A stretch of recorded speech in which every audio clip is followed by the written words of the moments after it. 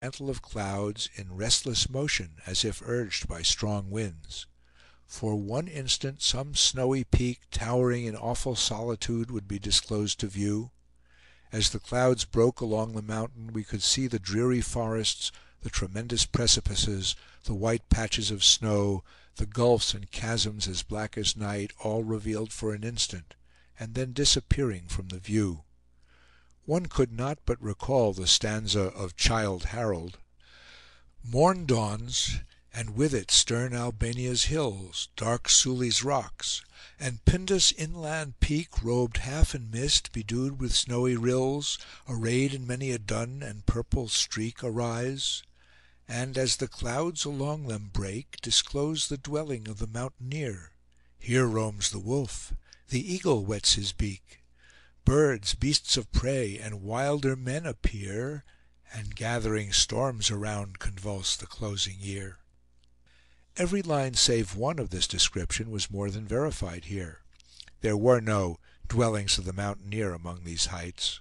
Fierce savages, restlessly wandering through summer and winter, alone invade them.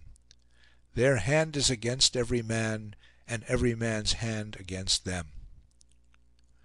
On the day after, we had left the mountains at some distance. A black cloud descended upon them, and a tremendous explosion of thunder followed, reverberating among the precipices. In a few moments everything grew black, and the rain poured down like a cataract. We got under an old cottonwood tree which stood by the side of a stream, and waited there till the rage of the torrent had passed. The clouds opened at the point where they first had gathered, and the whole sublime congregation of mountains was bathed at once in warm sunshine.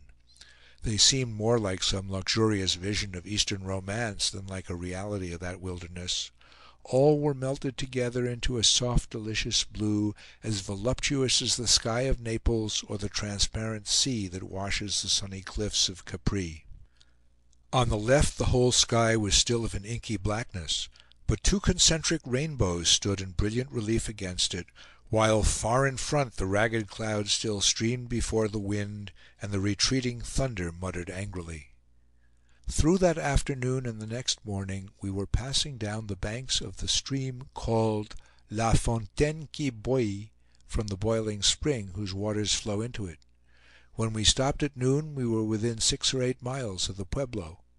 Setting out again, we found by the fresh tracks that a horseman had just been out to reconnoitre us. He had circled half round the camp, and then galloped back full speed for the pueblo. What made him so shy of us we could not conceive. After an hour's ride we reached the edge of a hill, from which a welcome sight greeted us. The Arkansas ran along the valley below, among woods and groves, and closely nestled in the midst of wide cornfields and green meadows where cattle were grazing, rose the low mud walls of the pueblo. End of chapter 20.